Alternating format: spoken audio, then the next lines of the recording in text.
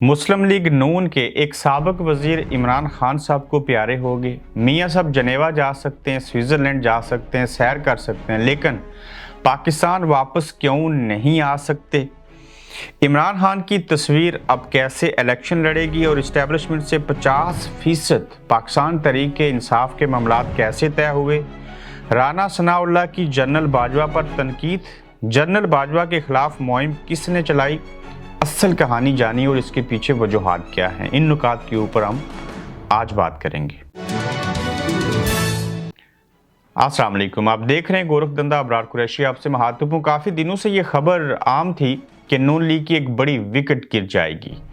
खैर, इसको हम बड़ी विकेट तो नहीं कहेंगे, लेकिन मुस्लिम लीग नून से ही साबिक वजीर रहने वाले मजहबी अमूर थे पीर सैयद अमीनुल असनाद साहब, जिनका एक पीरखाने से तल्लक है। और आज उन्होंने प्रेस कॉन्फ्रेंस की जिसमें शाह महमूद कुरैशी, फवाद चौधरी और असद उमर शामिल थे।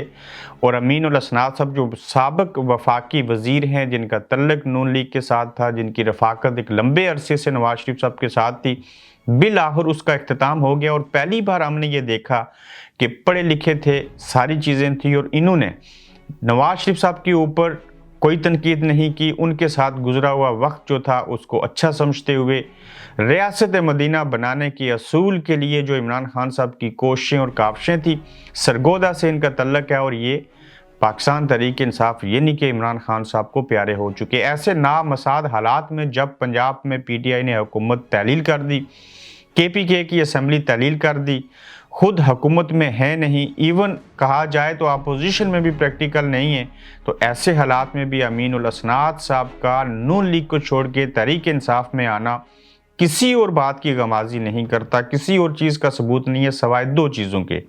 नंबर 1 के इमरान खान पॉपुलर हैं, नंबर 2 के इस वक्त न्यूट्रल हैं वो, और किसी को फ़ोन करके रोका और टोका नहीं जा रहा और अपने अपने हिस्से का काम हो रहा है। क्या इन लोगों ने अगर ऐसे वक्त में इमरान खान को छोड़ा और फिर कल जब इलेक्शन होंगे तो इलेक्शन से चंद माह या चंद हफ्ते कबल कितने ऐसे और लोग हैं बाकौल तरीके इंसाफ के और इमरान खान साहब के नून लीग के अंदर से जो कि पाकिस्तान तहरीक इंसाफ को प्यारे हो सकते हैं। और ख़ासकर एक शख्स के ऊपर हैरानगी है, मिफ्ता इस्माइल, जिनके ऊपर तनकीद होती रही, तनकीद करते रहे, अपनी पार्टी ने भी तनकीद की, पाकिस्तान तहरीक इंसाफ भी तनकीद करती रही, लेकिन उन्होंने एक ऐसा किरदार निभाने की कोशिश की और ऐसे ऐसे राजों से पर्दा उठाया, ना सिर्फ मुल्की और कौमी मफाद को सामने रखते हुए और मुल्की मैशत को वजह बना के वो अपनी ही हुकूमत और अपने ही वज़ीर ख़जाना इसहाक डार साहब के ख़िलाफ़ बोले और लोगों को सच बताने की भरपूर कोशिश की। और मिफ्ता इस्माइल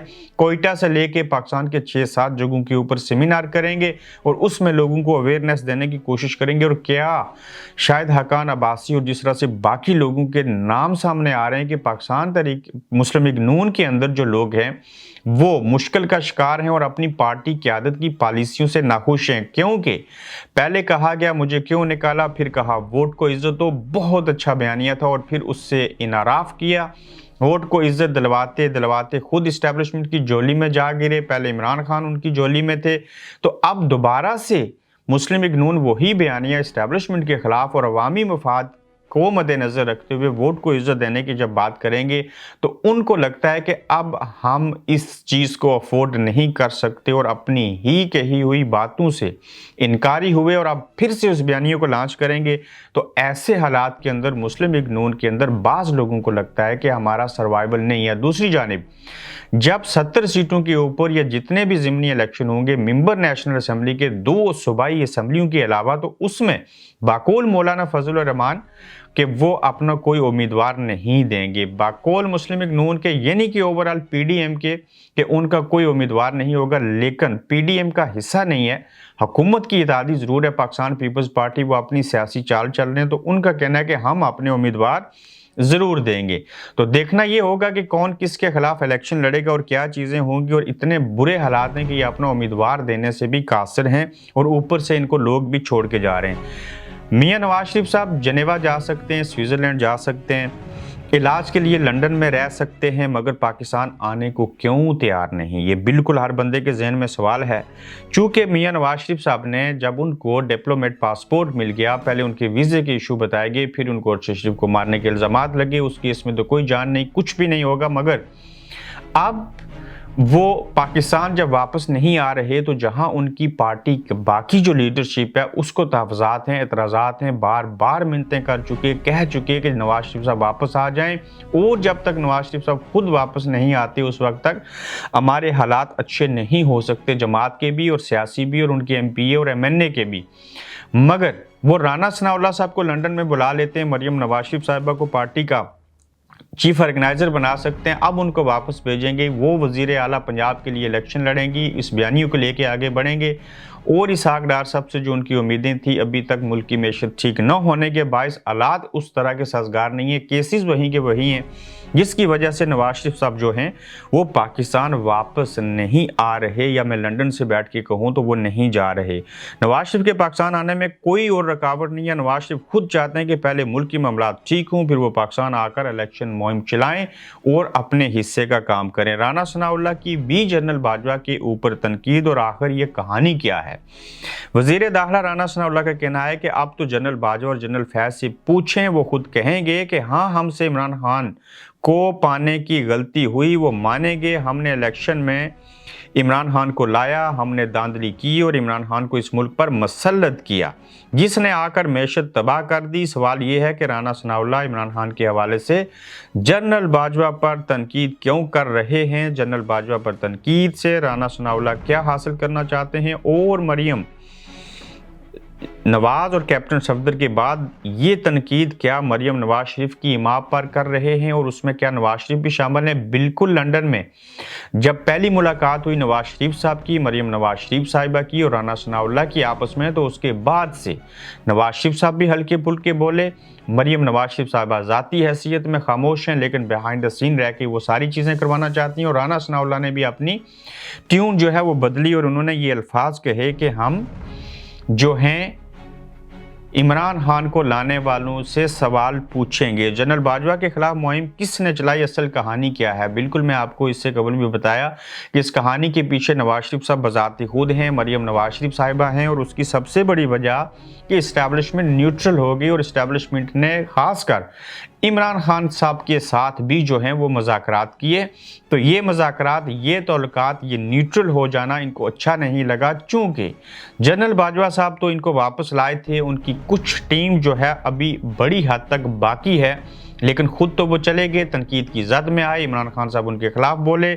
अब वो दुबई में हैं, उनके यहाँ 2 जुड़वा पोतों की पैदाइश हुई, देखते हैं वो कब वापस जाते हैं। मगर अब बाजवा साहब का किरदार जो है उस तरह से अमली तौर पे नहीं रहा, चूँकि वो रिटायर्ड हो चुके हैं। जब आर्मी चीफ थे तो आर्मी चीफ का बड़ा मुकाम, मर्तबा और उनके पास इख्तियारात होते हैं, तो अब भी नून लीग ये समझती है, और ख़ासकर PDM, कि जो बाजवा साहब की लेगेसी थी उसी को आगे बढ़ना चाहिए। जबकि जो नए आर्मी चीफ हैं वो फिल वक्त मुल्क की सूरत हाल को सामने रखते हुए, तमाम चीज़ों को आप बागौर जायज़ा लेते हुए वो मामलात को सुलझाना चाहते हैं। यही वजह है कि असम्बलियाँ तहलील हुई, फिर उन्होंने कहा कि आप पार्लियामेंट के अंदर तहरीक इंसाफ को कि वापस चले जाएं। मगर नून लीग ये चाहती है, PDM ये चाहती है, खासकर मौलाना फजलुर रहमान और मुस्लिम लीग नून, कि इमरान खान को नाहल भी होना चाहिए, गिरफ्तार भी होना चाहिए, इसके साथ मुज़ाकरात नहीं करने चाहिए, इलेक्शन हमें नहीं करवाने चाहिए, और हम जैसे चाहते हैं वैसे होना चाहिए। और ऐसे हालात में जो है वो हमें नई इस्टेब्लिशमेंट, नए आर्मी चीफ के अंडर जितने भी काम हमें मिल सकते हैं, फ़ायदा हो सकता है, वो वैसे करें। उनकी उम्मीदें उस तरह की हैं जैसे बाजवा साहब के वक्त में थी, और अब चूँकि इस्टेब्लिशमेंट में आर्मी चीफ नए हैं तो वो वैसी चीज़ें हो नहीं सकती। यही वजह है कि उन्होंने एंटी इस्टेब्लिशमेंट फिर से बयानिया शुरू किया है, और उसका आगाज़ लंदन से हुआ। उसका आगाज़ जो था वो कैप्टन सफदर से किया गया, अब राना सनाउल्लाह साहब कर रहे हैं। देखते हैं कि इस्टेब्लिशमेंट इनके साथ कैसे डील करती है और कैसी चीज़ें होती हैं। क्या ये बात दुरुस्त है कि 50% मामलात जो हैं वो इस्टेब्लिशमेंट के पाकिस्तान तरीके इंसाफ के साथ सुलझ चुके हैं, अच्छे हो चुके हैं? ये बात जो है फवाद चौधरी साहब के मुताबिक इस्टेब्लिशमेंट से तहरीक इंसाफ के 50% मामलात ठीक हो गए हैं, और जल्द बकिया 50% भी दुरुस्त हो जाएंगे। ये क्लेम कहूँ, इसको खबर कहूँ, इसको जो भी कहूँ, बाकौल फवाद चौधरी साहब के कि पाकिस्तान तहरीक इंसाफ और इस्टेब्लिशमेंट के दरमियान जो दूरियाँ थी वो 50% ख़त्म हो चुकी हैं। यही वजह है कि इमरान खान साहब उस तरह से जो हैं वो इस्टेब्लिशमेंट के ख़िलाफ़ नहीं बोलते, फिर माजी की चीज़ों को इतना नहीं दोहराते, लेकिन ज़रूरत पड़ने के ऊपर कभी भी ये उनके ख़िलाफ़ भी बोल सकते हैं। जिस तरह से जो पोजीशन नून लीग ने ली, यही पोजीशन तहरीक इंसाफ की इससे भी वर्स थी इस्टेब्लिशमेंट के हवाले से। जब ये पीछे हटे तो नून लीग ने वो पोजीशन संभाल ली। आखिर इस्टेब्लिशमेंट जाए तो जाए कहाँ? किसी और के किए हुए कामों को ठीक करने के लिए, सुलझाने के लिए इनको काफ़ी दुश्वारियों और मुश्किलात दरपेश हैं। अब देखते हैं कि आगे चल के कौमी इंतखाबात कब होंगे, सूबाई असम्बली के इंतखाबात कब होंगे। अच्छी खबर ये है कि KPK के अंदर निगरान वज़ीर आला के लिए तमाम पार्टीज़ उसके ऊपर अपोजिशन और हुकूमत जो थी वो मुतफिक हो चुकी। अब मसला रह गया पंजाब का, और फिर इस्तीफ़े सुनाए कि मज़ीद जो 51 या 50 लोग बाकी रहते हैं उनके भी मंजूर किए जाएंगे कौमी असम्बली के। तो फिर उनके इंतखाबात कब होंगे, मुल्क की मैशत ठीक कब होगी, IMF की किस्तें कब देंगे, IMF से मज़ीद पैसे कब देंगे, IMF की शराइत को कैसे मान लें, क्या आवाम के ऊपर मज़ीद महंगाई होगी।